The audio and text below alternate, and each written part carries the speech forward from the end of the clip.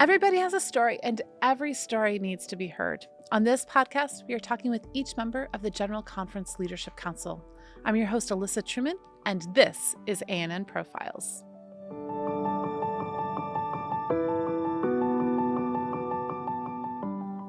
Here with me today is Lori Williams. She is the HR director, the Director of Human Resources. Not sure if it has to be either way, but of the General Conference. Lori, is there a proper way? Is it Director of Human Resources, HR Director, same thing? It's it pretty much different? the same thing. We usually use Director of Human Resources. Okay. See, I got it right on the second round. Yeah. So, Lori, I'm so glad that you're able to be here with me today. Thank Lori, you. you and I kind of know each other from before we were at the General Conference Yes. because my husband and you worked together at the Review and Herald many years ago. That's true. Not many, just a few years ago. Right? No, We it's don't been want... many. Okay, we're willing to acknowledge the many. Okay, so when we first got married, I met you at that time, and so we've known each other off and on. And then when I moved back here, you were one of the first faces that I got to see when I was employed by the General Conference. So, Yep. Thank you. It was a very welcoming face in the midst of a crazy move. Yes, so, I understand how that can be. So here on the podcast, we kind of go back and we learn life stories. Generally, most of the people we talk to are pastors. So we kind of get this typical trajectory. But you're not a pastor. No. You work in HR. So I'm very excited to hear your story. So let's start off with very basics. Where were you born? And tell us a little bit about your parents. Okay. Well, you probably don't hear this very often either, but I actually was born in Maryland. I was born in Hagerstown, Maryland. And I've actually lived, obviously I work further than that away now, but I probably lived within 30 miles of Hagerstown my whole life. And I know most people that work at the General Conference, that is not the case. Yeah, no. I mean, even if they came from America, they rarely come from we've been in Maryland our whole lives. Yeah. Now I live in West Virginia right now, but that piece of West Virginia is still within about 30 miles of Hagerstown. So I'm not one of these people that have been all over the country and lived in many, many places. I've not lived in a lot of houses.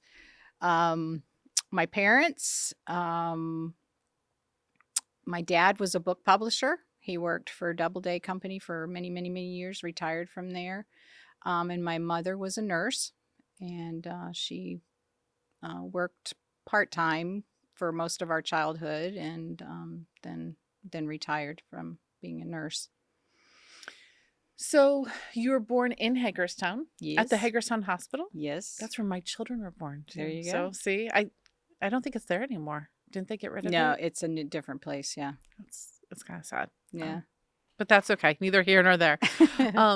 So you were born in Hagerstown. Tell me about your early childhood. Were you raised a Seventh-day Adventist? What were your early memories like? Yes, I was raised in the church. I went to Mount Etna Elementary School.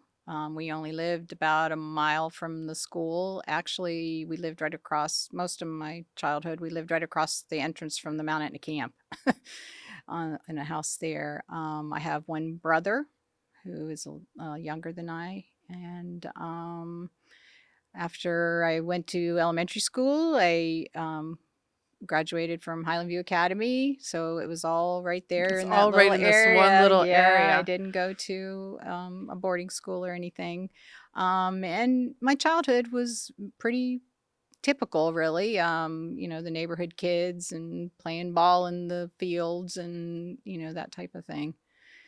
What were your because since I now know that you also have gone through all Adventist education here, at least through high school, let's talk about your experience at Mount Etna, which this is actually a very fun conversation to me because I worked at Highland View Academy. My daughter went to Mount Etna, elementary school. It feels kind of like talking to someone and coming home. Like generally these conversations don't feel like I'm like, can you tell me where that is? In what country it is? This is like coming home to me. So let's talk about Mount Etna though. Do you have any special memories, any remembrances of teachers or meaningful experiences that you had as a young person? I mean, I don't have any like real experiences that just like jump out at me. I remember being a first grader at Mount Etna. My teacher was Phyllis Carr, who still goes to the Hagerstown Church. I see her every now and then when I go in that church. And I remember that my parents and my brother were going to take a trip on that day. I'm in first grade, and I guess I wanted to go with them. I don't really remember, but I remember telling my friend that after you don't see me anymore, you can tell the teacher that I'm walking home. Cause I mean, but it was only like a mile away. So I started down the road, and she must have told the teacher, because very shortly thereafter, After the you don't teacher see me, after you don't see me, just tell the teacher I'm gone. and she came driving down and picked me up and took me back to school. I was about halfway home. I mean, but that was first grade. But I had great teachers. I remember Mrs. Welker, who was my third and fourth grade teacher. She always took us on these great field trips, and she always did these programs where we were learning all these songs, like the 50 states and, all this kind of stuff. I remember that very well in third and fourth grade. And I remember she always used to make me sing, and I always wanted to not do that. I remember that piece of it. But, we'd have to dress up in these crazy wigs and all these little outfits for historic things. But, and I remember, other teachers were good too. They just don't stand out to me as much. Mr. Stevens was an upper grade teacher. He actually lived beside us. And he was a really, really great teacher too. And I never had large classes going through Mount Etna. So, I went through school with most of the kids, went all the way through school, and a lot of them even into academy. So it was a very, not city type environment in any way. Yeah. Well, for those people who don't know, because obviously you and I were just like, oh, Hagerstown, we're all like, whatever. So Hagerstown was kind of like a little bit of an Adventist bubble area. A little. Calling it a little bubble. So the Review and Herald Publishing House was there for a number of years. Mm-hmm. They have a boarding school, they have an elementary school, they have multiple churches. So because of the Review and Herald's presence, it seemed a little bit more bubbly than, just a typical area that has a True house. So it kind of just to help our viewers understand, this is where we're being raised. This is, what is kind of happening. So in light of that, you're in Adventist elementary schools and stuff, but that doesn't always mean like you're just naturally like, oh yes, and I just love the church and everything. Were there any pivotal moments, would you say, in those elementary years, things that like helped you like fall in love with Jesus more? Were you part of like adventurers? How were you involved at the church level during those years? I really never did like the Pathfinders thing. In camp, I went to camp some, but I lived right there, so I really didn't stay at the camp. It was kind of like I was a day camper. So I had that experience. And I mean, we were always very active in the church as far as, going to Sabbath school and church and being involved in the, whatever activities were going on. My parents, I remember, were involved in they used to call it a young married couples club, which makes me laugh now. But, and then the kids would just all get together, and that was all part of the church at that point. Because we went to the old Hagerstown church, which used to be on Route 40 in Hagerstown. And that's actually the church I got married in, but it has burned down. So it's not there anymore. And they have the new church over on Robinwood. Which is the church I used to attend. Mm-hmm. So you went to Highland View Academy. Yes. So all 4 years. Yes. Correct? So what was academy years like? It was good. It was good. I had my first year there, I worked in the print shop, which was interesting. I had a great supervisor, and one of the older students were working there, and we kind of worked together on stuff. And then right after that, I started working in the business office my sophomore year, and then I finished out there. I just stayed there the rest of the time. And Mr. Patterson was the boss in the business office, and He taught us a lot. We had several students working there, and it was a really good experience. I feel like I learned a lot in that time frame. I think I matured during that time, plus the basic accounting information that I was able to pick up at that point. Teachers were all great. Um, and I just enjoyed my time there immensely. So, I I grew up in a time we all worked. I worked my whole way through school. And I actually, when I worked at Highland View Academy, I was in the business office helping people find work. There you go. So there's a lot of struggle, it seems like nowadays, with young people finding jobs to work. I don't think it's that they don't necessarily want to work, but sometimes it's just hard to find jobs. What do you think having those early years in being able to learn job skills, how did that help you later on in life? I think it helped me tremendously because I think, for one thing, it taught me how to work. Um, and I think that's something that maybe we're lacking in some ways. Things are so easy in some areas where, the kids don't have to work. And then when they get out of school and they're trying to find a job, it's like a culture shock to them almost, that they have to keep the schedule and they have to do what somebody else tells them to do, that kind of a thing. So in my mind, it's a great learning experience, and I think it should be required of every academy age student that they have to have some kind of a job that they're responsible for. It doesn't have to be, a big job, but something that they are required to be there and do and make sure that they have their assignment accomplished. Yeah, I because my children now go to a day academy, and it's very hard to find work for Mhm. 14, 15, 16-year-old children. This is something I have found because I Yes. tried to find my kids jobs because they all wanted them, but it's just not as easy Mm-mm. these days. And I sometimes think that when we get frustrated with our young people for not having it, it's like, but we actually don't have the same amount of availability with jobs. Well, I feel especially in a like day academy. I think the jobs are a little more frequent at the boarding that academies. is true. That is true. So, one of the things I appreciate here about at the general conference is that your department has a summer intern program where we do have a number of young people who come during the summer, Mhm. summer student workers basically, and they come and they work in different departments and stuff, and we are able to pour into them and help them learn those same skills like we Right. learned when we were young. Exactly. So trying to give people as many opportunities as we can, and I Mhm. see that you are carrying that on here into this role as well.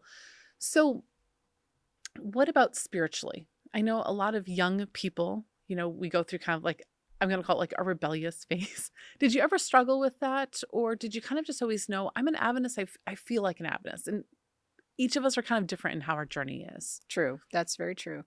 Um, I've always been the type of person that, and I'm not sure how to say this exactly, but I'm the one that follows the rules, kind of a thing.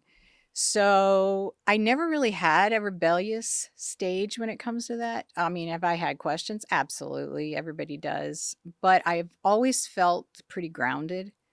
My upbringing and my education have helped me to feel like that it's the way, it's the right way, it's the right thing. I feel like it has helped my relationship with Jesus. And I've never really just had a period where I just threw it all up in the air and said, I'm not doing this anymore. I can't do it, or anything like that, where I know some people go through those phases. Do you ever feel like it's easy then to become complacent? Absolutely. So how do you struggle through that? Um, by it is a struggle. It can be. I can have that struggle daily sometimes. It's just, when you even talked about having me to interview, I'm like, well, I don't have a big conversion story to tell anybody. I just try to stay as focused as I can to make sure I'm spending time with the Lord each day. I don't always succeed, to be honest. I try really hard, but sometimes I mess up. just like everybody does. But that, if I can tell the difference, if I don't take the time to spend time with the Lord before I start my day, it makes a difference in how things go for me. And I tend to get more discouraged and frustrated. And especially since I've taken this position, I find myself praying a lot more through the day. Just, give me the wisdom I need to make this decision, and help me to see things clearly. And that's the only thing I've been able to determine, is I just have to stay focused to make sure that I'm including God in everything that I'm doing, and to spend the time with him that I need to. I appreciate your testimony in this because, well, the idea of having this big testimony and like, I was like totally into drugs and I almost died, but then it's great and we need those. But actually, for many people, your testimony is their testimony. Most of us have grown up, we do the same things, and it's actually just a daily process for almost all of us. Mm-hmm. And sometimes that's actually one of the most powerful testimonies because it shows consistency in a relationship. And consistency is one of the hardest things that humans have. Mm-hmm. It's much easier in a way to, be kind of like on a roller coaster. But consistency, like the stability, the measuring each day, as you said, how is my walk with God today? Mm. And just constantly making the slight things, and also recognizing if I don't have my devotions today, it's okay. God forgives me and I can just start again tomorrow. It doesn't have to be like this, like, oh no, my life is over. Like he will never forgive me. That's not what it is. It's having that consistency. But it is hard sometimes not to do that to yourself. Why do you think that is?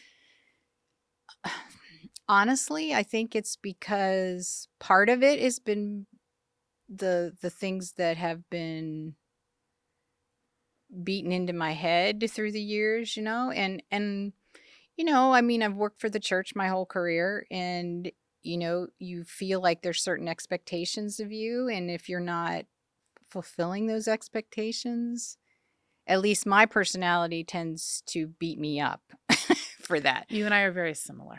So I think, and it's not anybody's fault, it's just the way things are sometimes, and the way my personality is. So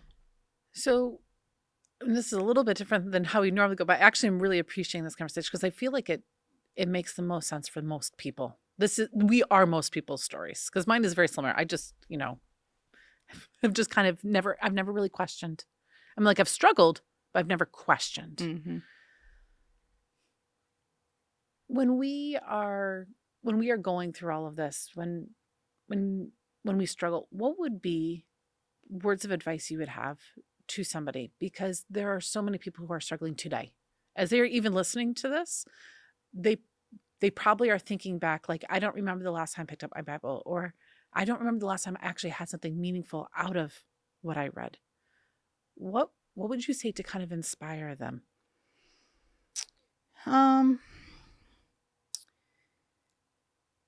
I would say that I've had exactly that same experience. There are times when I read my Bible and I'm like, I know I just read those words, but I could not repeat those to you if I had to.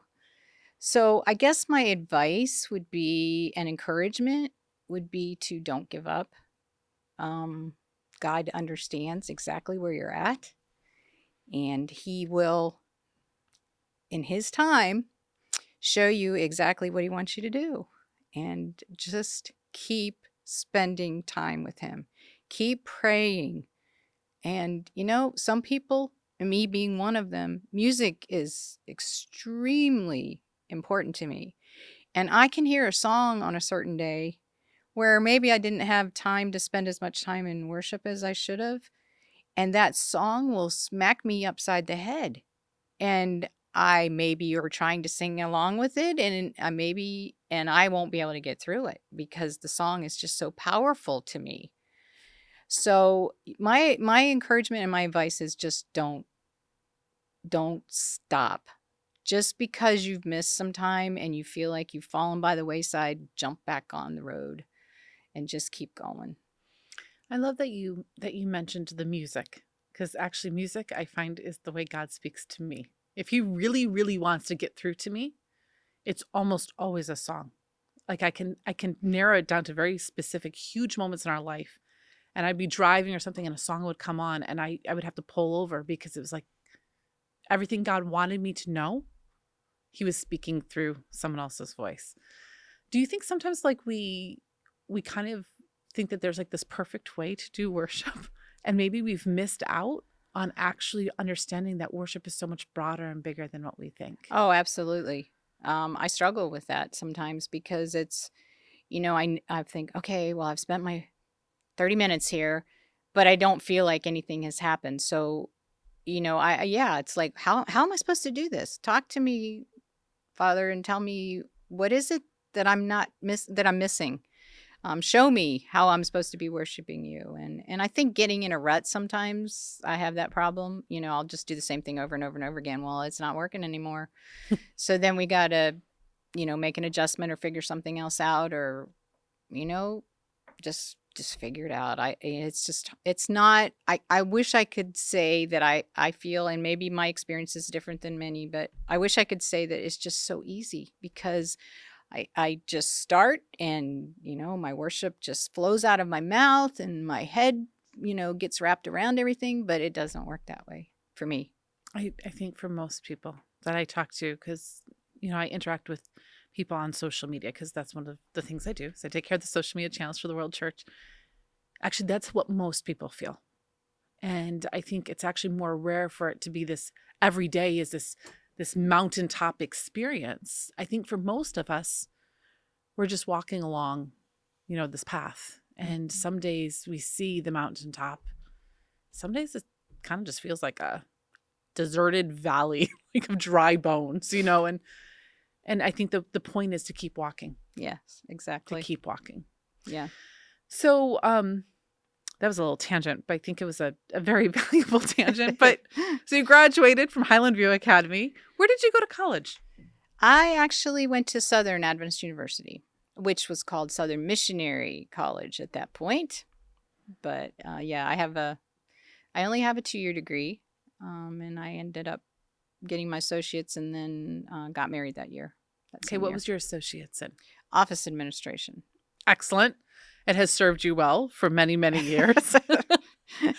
What made you decide to do that? Did any of your high school experience kind of do it, or just pick that what degree? made you decide office assistant? And this is kind of embarrassing really at this stage in my life, but I mean, I never really thought that I was going to have a career. I never This is very intriguing. On having a career. I thought that I would need to work, that I would get married, that I would have children, and I would stay home. And I know that sounds really weird in this stage of the world, in this time of life, but that's what I thought all those years ago. I never And really, you didn't hate that thought, though. No, but I didn't have a plan to be a career person. So that's why I picked that, because I knew it was something I was good at, and I knew that I could find a job and be successful at it, and as long as I needed to have a job, and things didn't work out exactly like I thought they were going to. You're like, so here I am. So here I am with a career. And we're grateful for it. Oh, absolutely. I am. And, and I think back, because when I first started my career, I worked at Shady Grove Hospital. Okay. And I started in purchasing, then I moved to HR and then I left and came to the review. And I was working as a secretary through all this point. And I got to the review, and that was my intention. I was planning on being the president's secretary. That was my goal. So if you were picking your trajectory, you're like, I will become the president's secretary. Assistant. Yeah, I would be their executive assistant. That's where I thought I was headed. And that position actually came open after I had been there not all that long, a couple years, maybe not even that long. And several people applied for the job, and somebody was chosen that hardly had any experience. So everybody was all upset. But, I was kind of like, oh, well, okay. But then not too long after that, an opportunity came for me to move in to work with one of the vice presidents who actually also did HR. And, well, it was personnel at that point. But so I went ahead and took that position. And then from there, things just kind of morphed. Snowballed. And I just kept moving and moving and moving and moving. And I just never left HR after that. And it's just kind of, and I think back on that time and I'm like, well, you know what? If I would have gotten my wish and gone in the direction I thought I was supposed to go in, I would have never gotten this opportunity at all. I would have just been there and probably been there for years and never made an adjustment. It's interesting is sometimes that we see things and we have our perfect plans. Like, I knew exactly what I was going to do. When I was 18, I had my trajectory. I am not on my trajectory. Often we plan things and God is like, well, if you're willing to, I'm willing to take you on a different journey, but you have to be open to it. And there are moments in the journey, like when you didn't get the job as a president's executive assistant. To you, this was kind of, it seemed kind of like the ultimate. This was the ultimate. This is what you had dreamed. And God was like, I have so much bigger dreams for you, Lori. And you're putting yourself in this box. And I want you to come out of this box. Yep. Why do you think that we sometimes struggle with allowing that journey to unfold like that? Why? I think it could be numerous reasons, but I think most of it is because we like to have everything mapped out. We're not really good at being like Abraham and saying, sure, I'll leave all my family and everything I have and go someplace. Where was it you wanted me to go? So I think that's a lot of it, and somebody that, like me, that likes to have a little more control over what's going on, which is not a good thing all the time. Sometimes it's very good, though. Well, sometimes. Sometimes not, but yes. Yeah. So I think it's difficult to think in a different direction than what your head is thinking because you don't, you either don't have the confidence to think that that's a good option or you just don't want to go into the unknown. So let's talk about you coming out of Southern. Okay, so you go to Southern Missionary College at that time. My parents also graduated from SMC. Southern Matrimonial College. Yes, it was. Now, did Southern Matrimonial College work out for you too? No, did not work out. No, I met my husband in high school. My mom and dad met in high school too. So actually I think they were married between their freshman and sophomore year in college or something. I don't know. I should know this, right? They're Yes, my you parents. should. That's okay. I know how many years they've been married, so I guess I could try to Figure it backdate out. their life, but that's okay. So you actually we're going to revisit that. We're going to table that thought, put it over here. You met your spouse in high school. So tell me about him. Tell you about my husband? Yes. Okay. Well, from then or now? Oh, just tell, how did you guys meet? Well, he came to Highland View when in our sophomore year. He was in the same class I was. He had been to TA, which Tacoma Academy, which is right around the corner from here. He had lived in the Annapolis, Gambrills area. Went to Beltsville School and that kind of thing. And he had actually come up to this area because he was dating somebody else. Yeah. And they had talked him into coming to the school. And we met and connected and we dated for a couple of years then. And we actually broke up for a while. And then I went away to college. He stayed here and then we got back together. He worked at the dairy farm at Highland View when he was there, and also mixed pretzels at the Dutchy Pretzel Factory, which is now Hadley Farms. I don't think they even do pretzels anymore. They do sweet rolls or something, breads or something. So he had that experience on the farm. We always said, you never can. there's not a scent that you can describe that is from being on the farm with the cows and trying to cover it up with cologne. It's a distinctive smell. But anyway. That's true. I remember when I went to academy, I think we had a farm at our academy too. And there's just like this smell. And you could try really hard, but it just doesn't really go away. No, so you could always tell the guys that worked at the farm. But anyway. All right. So he does not follow you to Southern. No. Is he one of the reasons why you decided to come back to Maryland? Or did you just always know you wanted to come back home? Like Maryland just was your happy place. I didn't really think about it that much. It just kind of happened. When I was halfway through at Southern, then he came down to see me. We got back together, and anyway, so when it all got said and done, that is the reason I came back. But yeah, it's just always, if I would have connected with somebody else at Southern and got married and moved, I would have moved, but there just was never really the opportunity. My parents lived there, and then he was living here, so we got married and we lived here, and then I worked here, and there was just never never the reason to go anywhere. So you worked at Shady Grove, and then you ended up at the Review and Herald. Mm-hmm. So this is where kind of like the trajectory towards HR kind of comes in. Right. So you start off as the assistant to the vice president. Where do you go from there? That's a lot of years ago. Let me see. I think they I'm not trying to make you sound old. I'm just That's okay. I am You're the old. one who keeps saying the lot of years. I'm just going to point out. You don't. Here's the thing, that you don't seem old to me. Oh, well, you good. never Thank have. You always seem like you're I guess, the thing is, I knew you when I was in my late teens, early 20s. But in my mind, I guess I'm still really young. So I still see you as like 40s. Oh, awesome. And I realize I'm 43. So we all have to kind of grow up, don't we? Yes. It just happens. It's problematic. Nothing you can do about it. But anyway, I just kind of moved through the process. I think personnel coordinator, and then they made me the assistant director, and then eventually, not too long after that, they actually moved me into an office where there was an HR office, because there for a while they didn't really have a department.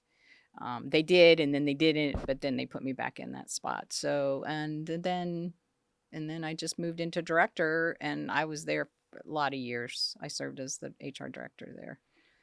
What are the biggest challenges of serving as an HR director in the Adventist Church? Oh my. I don't think you have enough time. No, I'm kidding. Or what are the biggest challenges for you as a human, as a person? What are the biggest challenges that you struggle through as an HR director? I think my biggest challenge is trying to make everybody that we deal with feel like they're important and their issues are important. Sometimes we get so busy doing things that, you might have somebody come in that maybe to us seems like a really petty thing. And it's like, what are you talking about? But I don't ever want anybody to feel that that's the case. Their issues are their issues, and they're important to them. It doesn't matter if it's not important to me or to anybody else in the department that they're looking for. So to me, that's the biggest challenge, to make sure that the staff understand that we care about what's going on in their lives. If they've got a challenge that we can help them with, we want to be there. Point them in the right direction to find the information they need, or even just pray with them or cry with them, or whatever we need to do to make them understand and to feel like we're glad they're there and we appreciate them. To me, that's the biggest challenge and goal, I guess I would say. When I moved here, I don't know if you remember this. It was like passed through a committee, and like 2 weeks later we were moving. Oh here. yeah, I'm sure you remember that. It was very sudden. And I know your team went through a lot of hard work and probably headaches. Thank you. On behalf of my family, thank you. Because it was very hard. We were moving very quickly, and I had been a stay-at-home mom. work-at-home mom for 14 years. And I uprooted my children just as they were starting high school and middle school. And you made it so that my family could get here as the school year started rather than a month or two later, which would have been very hard on them. And I remember coming into the building and meeting with what is now your team. Mhm. And everything you just described is exactly what we felt. We felt loved. We felt valued. We felt supported. And we did not make it easy with the whole fastness of this and all that. But we never felt like we were an inconvenience. Praise God. And I've talked with many people, and we all have had the same experience with HR. HR could be seen as a service. It is. That's what it is. You Mhm. guys are a service. But I think you see it as a ministry. You are there to support the people in this building, to make sure we have what we need when we need it. And sometimes it's not always in the best situations.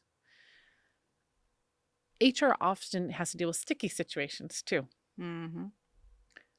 What is that like for you? Because you're talking about how you're a rule follower, but I also can see you're a people person.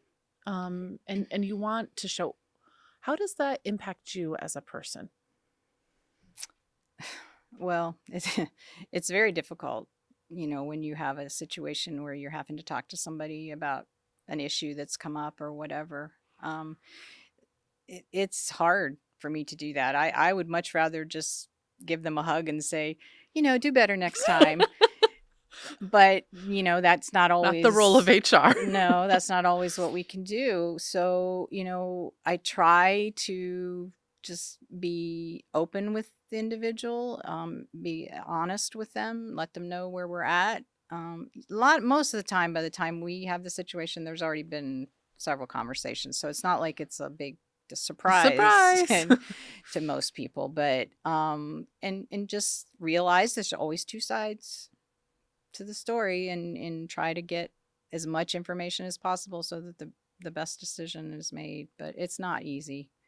I mean, I cannot tell you how many times I've had people tell me, "Oh, I'm so glad I don't have your job." I'm like, "Well, thank you, I think." I'm not sure if that's good or bad. Because I hear that one too, and I'm like, I like my job. Do I like my job? It's like you start like questioning, like maybe I shouldn't be liking my job as much as I do, or whatever. Yeah. But I think some of us are built for the jobs we're in. Yeah. It seems like this is a very logical fit. And it seems like it's the route that God has brought you on very clearly. So, how many years were you at the Review and Herald? Well, even after I started working at the GC, I was still working at the Review and Herald. They actually kept me on there. I served as the HR director even after I came here. So counting that, it was probably like almost 35 years. I was at the Review, and I was the director probably close to 30. That's a couple years. I told you. So you're at the Review and Herald. You were at the Review and Herald during some very hard times. Yes. You were there during what becomes really the end of that.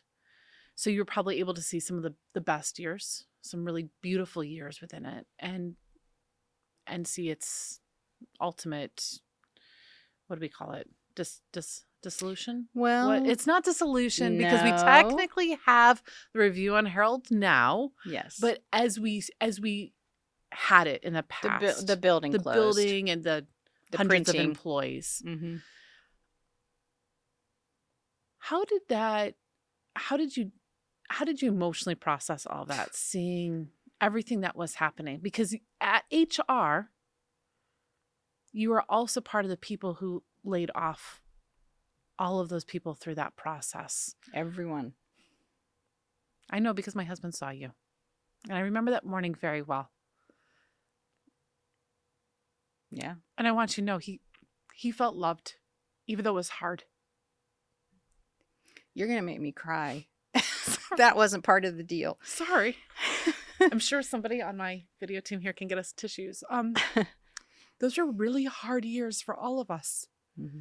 because we so desperately wanted We wanted the mission of the church to go forward. But you're put in this really hard position of having to let people go who feel this mission through this struggle. How did you emotionally cope with it? Not very well on some days. You learn when you're in HR that you have to somehow disconnect yourself from some of this stuff. You have to not disassociate so much, but you have to somehow step away a little bit, because if you don't, you are torn to shreds. Basically, your emotions just, you just can't. I couldn't deal with it if I didn't do it that way. And to watch, I mean, basically every one of my friends, I had to call into the office and give them paperwork to tell them that they weren't working anymore at various periods through the time, through the years, because it actually went over several years before everybody was taken care of. And it's just, I think that God just somehow gave me a curtain, maybe, that blocked out some of it. Some things were harder than others. By the time I got to the end, everybody kind of knew it was coming, and it wasn't that big a deal. The first group was extremely hard. They didn't, it's like, well, why am I going first? It was almost kind of like that. And I think, if I remember right, Trent actually got caught in the group right before we even knew the building was going to close, if I'm thinking correctly. I don't remember. But it was the same year, I know. It was I'm pretty sure. I don't really remember. Yeah, it doesn't matter. I remember it was pretty early on the process. It's just hard. You just kind of have to concentrate. Try not to get hard in the process, because you want to be as sympathetic as possible, but to also mostly concentrate on the facts. Here's the papers. This is what I need you to do. Do you have any questions? That kind of thing. And in as kind and loving way as you possibly can. And then when they leave, there were many days when I would leave the building and cry the whole way home, because I didn't like to take my work home. So I tried to get it all worked out, so that when I got home, I wasn't dealing with it then. HR carries a burden that some of us will never understand. And I can't speak on behalf of everybody, but I want to speak on behalf of my husband and I. Thank you for the respect and compassion with which you carried that out. Because I don't know if you've ever heard that. And sometimes things are often left unsaid that need to be said. But thank you. Thank you. The next morning we woke up, and it was the first time we'd woken up and he didn't have to go to work, really. And I remember talking about it and the peace we felt. I was not working, so this was quite a shock. I mean, literally the next day, he's not at the office. Mm-hmm. It's not like a 2-week. I mean, it was very fast. There was severance, so yeah. Just for all the viewers, we were good. But we had the peace because of the kindness with which he had been treated. So thank you. Thank you. I see that, and I see that in how you talk about all of this, is that you love people, but you also have to do your job. And HR's got to be, I wouldn't want to say I don't want to have your job, but it's a hard job. And it's one that we rarely say the nice things about it, because it's either like, well, you're hiring me, so hire me, get that taken care of, or it's generally because of a problem. We don't normally see HR in this like, oh yay, like this big, oh my god, look, they're all getting us all together. Although you guys do, you bring together us for gatherings and stuff like that. But HR is not always the one you're like, oh, HR needs to see you. It's like, yeah, why? It's kind of like when legal says they need to see me. I'm like, why does Karnik need to see me? That's like always my greatest fear. Karnik needing to see me. Anyways, that's a whole nother story, which I'll explore in an episode with Karnik when he called me up there and terrified me, and it was not even scary at all. But You moved to the general conference, so apparently you kind of do some interim years with both? Hmm. Or was it kind of like after the building went away, you were still kind of No, overseeing? Okay. no. When because I came to the GC in 2015. Um, when I first started, I was still doing at least a day a week at the GC. I mean, at the review. Review. And I was here 3 days a week and there a day. And I just, even as we still had employees for a long time till like, I can't even remember, 18, 19 maybe. We technically still have an employee. Do we have N or two? There are 2 employees right now. Okay. I was going to say, like, it is not gone. It's not gone, No, everyone. no, the Review and Herald is just a publisher now. They are not a printer.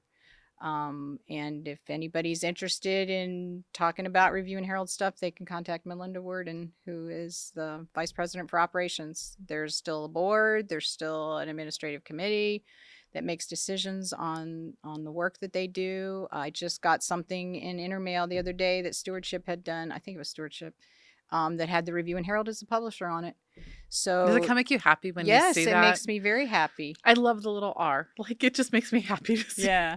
And there's the Review and Herald is listed on the sign outside the That's GC building. So this is actually the address for the Review and Herald now. So that part's very exciting. So to now me. when you came, 2015 is a GC session year. So I'm just going to ask, is your position an elected position, an appointed position? Were you an associate at that Not time? when I first came, I Okay. wasn't. I actually, when I first got here, I was working in benefits. I was Okay. doing the benefit thing that Kathleen Williams does right now. We really appreciate you guys in benefits. And then the following year, Ruth Parrish retired, and Lori Yingling went in as the director, and then at that point I went in as the associate, and that is an appointed position through AdCom. Okay. So, because some people might not know this, what's the difference between appointed and elected? Oh my, it's a very confusing thing.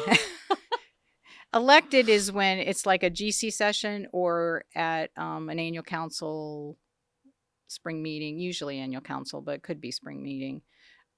It's where there's a wider vote that goes with it. The executive committee will make a decision, or GC session. An appointed position is something that's appointed. It goes to AdCom, the GC AdCom. So I'm an appointed position, for instance, as an assistant director. We are appointed. Mm-hmm. I think our directors basically get to bring names to AdCom. I think that's how it works. Usually, yeah. I think. I'm not really sure, actually. I know that's how my case got there, but that's okay. So, so is a director an elected position or appointed as well? In HR, Yeah. that's actually appointed as well. Okay. So is this because it's more like a service rather think than so. a department? Mm-hmm. Okay. So you served under Lori Yingling's leadership for the last, I don't know, 10 years? No, it's been, well, I've been her associate since 16. So what's that? 7 years. I don't know. I'm bad at math. Yeah. Something like We'll that. ask somebody who's good at math. All right. So you served as associate. What do you do as an associate director? My responsibility was employment. So I worked with Johanna, and it was Ruthie before that, as they worked to get people in here, basically to hire them to do the interviewing and the reference checking and all that kind of stuff, get the committee information prepared.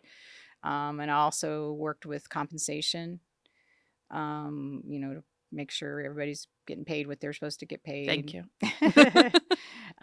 Payroll is in Treasury, obviously, but we work very closely with payroll because we give them the information to pay everybody, and we just are a really very close team when it comes to that. And just worked with the data entry for our HRIS system, which is Human Resources Information System, where everybody's information is housed, the self-service portal and all that kind of thing. So I have to ask another question. I believe, you can correct me, you mentioned something back in elementary time. you mentioned that you had this teacher who you'd make you sing, Yeah. and you kind of, like, left off, but you actually sing, don't you? Sometimes. Mhm. Yeah, more than sometimes. You're a very good singer. Has that been a Thank you. part of did you ever have lessons in it? What was your experience with music? Because music, you also indicated, was something that is how God speaks to you. So music is something that's very much a core of who you are. Mhm. Tell me a little bit about that. Well, I mean, my dad and mom both actually were singers. We had this group when I was a kid. Well, I was probably early teen in that area that used to go around and sing at churches. My uncle and aunt and cousins were in it, and so that kind of started it. My uncle was the kind of the leader of the group, and I always through high school, I was in the choir and did that kind of thing, and always liked it. I mean, I don't really sing that much anymore. Occasionally, special music for church, but I like it. Um, and it's just I do the best I can. And I praise God through You it. do beautiful. So I remember it because I feel like you did some stuff at Review and Herald Christmas Purge or something. Yeah, I very well could I, have. I was gonna say I remember this, and I think you've even done some at general here in the general conference. Haven't you Mhm. sung here? Yeah. See, you act like, oh, maybe at the church. No, you've sung in multiple places. I remember. Why do you think music is so moving? Why is it such a part of who you are? Um, that's a good question. I've never really thought about it. I think it's just always been there, and since I like music so much, I guess that's how it just why the words are so important to me in songs. It's yeah, I think that's probably I don't think I have another answer other than that. It's just always been a very soothing thing. I can if I'm in a really good mood, I can pick music that is upbeat and makes me happy. If I'm a little down, I can, find some instrumental music that's more soft and can, a little more soothing, and so it's just there's just a lot of variety that makes my life fuller. My family always knows when I'm in a mood. Um, it's generally a mood of struggling to believe what God believes in me because they have this one song, and I think the most I've ever played on loop was like 2.5 hours. Like, I really needed God to talk to me. And my husband's just like, Alyssa, we love her, but we're really tired of that song. But it's interesting how music can somehow pour into our hearts and speak life into us. Mhm. Yep, absolutely. So you've been the director. You came into this role in August 2023. So we're just a couple months into this. Mhm.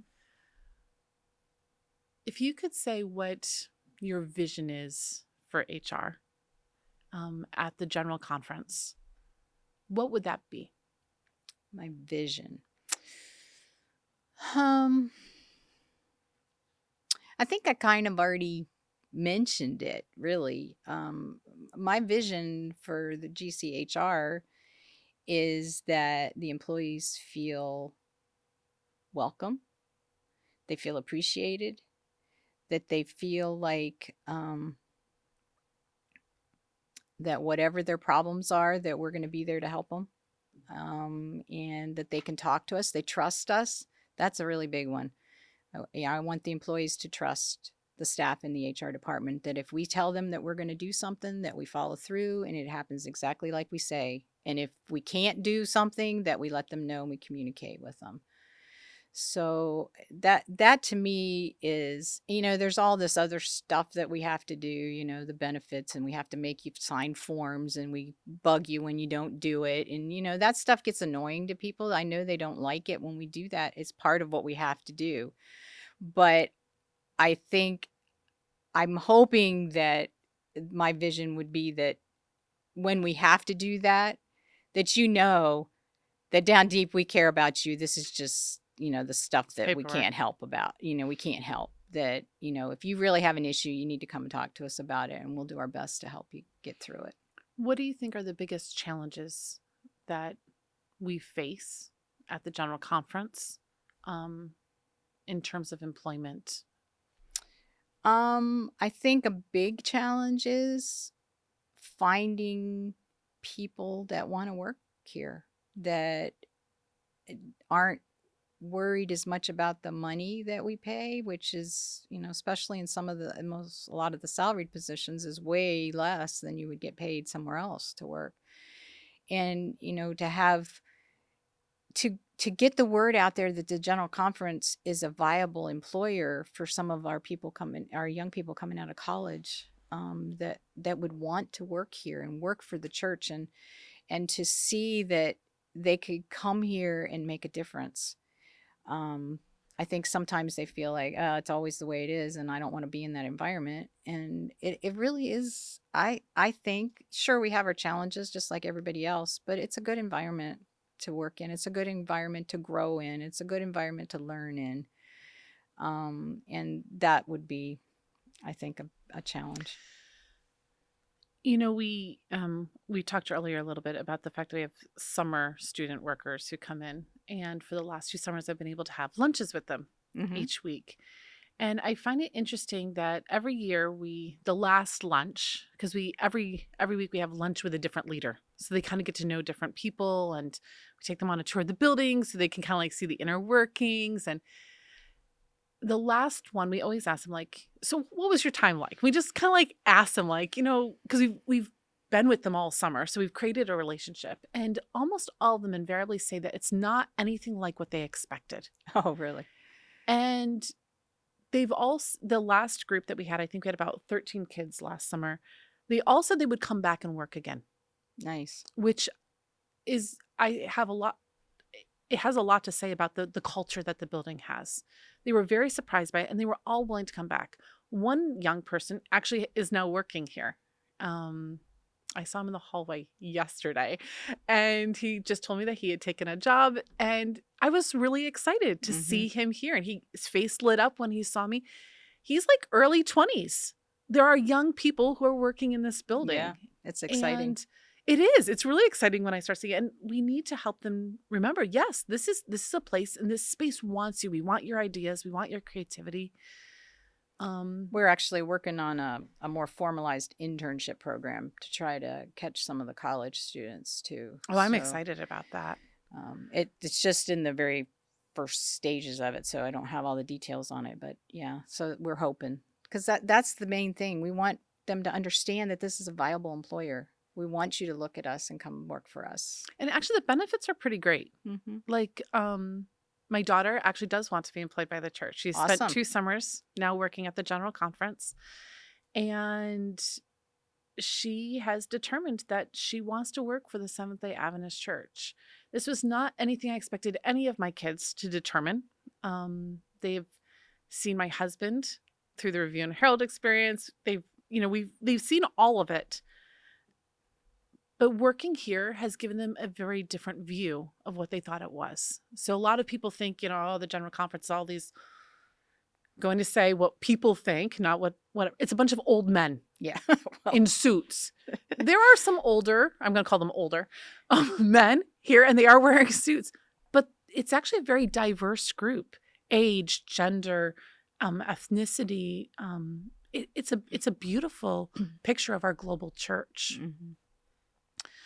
If you were to say any words of encouragement to this next generation of Adventists who are looking for ideas of where they can work outside of pastoral ministry, okay, what would your encouragement be to them? Well, I think they need to have an open mind, and to remember that, even if you're frustrated with the church right now for some reason, you don't like the decisions that are made or whatever, but that we're not supposed to look at the people. And, we're only responsible for ourselves and looking towards Jesus to make decisions and keep our lives in focus with him, and to tell everybody about Jesus' soon return and how much he loves us. So I think my encouragement would be to try to give us a try. I mean, we have lots of different openings. I have an opening in HR right now. So, I'll take oh, wait, no, I'm here. so, there's lots of things that can be done. Communications, that's a great place. I agree. I mean, I don't know if you have any We openings right don't. now, but maybe we can get an internship working in communications or something like that. We have all the different departments, the trust services, the stewardship, women's ministry, children's ministries. There's just lots and lots of auditing. If you a treasury, they're looking for an accountant right now. That's just a business person that needs to be dedicated and want to work for the church. And we would love to have applicants come and check us out and see what we have to offer them. Just don't count us out because you think we're too old and that there's nothing you can do, because there is so much that you can do. And the only way we aren't old is if young people come. That's right. I mean, so they actually are the answer to the problem that people perceive. Mhm. Even if it's not reality, the perception, they are the answer to that perceived problem. Mhm. So Just come take a tour, check us out, and give us an opportunity. thank you, Lori. I really enjoyed spending some time here with you. And thank you for your dedication to helping the employees here in this building and throughout all your employment for the church. And thank you for making our lives a little bit easier and for fighting for us and getting us to fill out paperwork, because sometimes if we didn't fill out that paperwork, our lives wouldn't be so great. So thank you for your relentlessness on that as well. Yeah. We hope you enjoyed this episode of A&N Profiles with my special guest, Lori Williams. If you haven't already, please take a moment to subscribe to our podcast or YouTube channel, wherever it is you're tuning in from today. I don't want you to miss any future episodes. Thank you for spending this time with me, and join us next week as I continue to get to know the life stories of more inspiring people.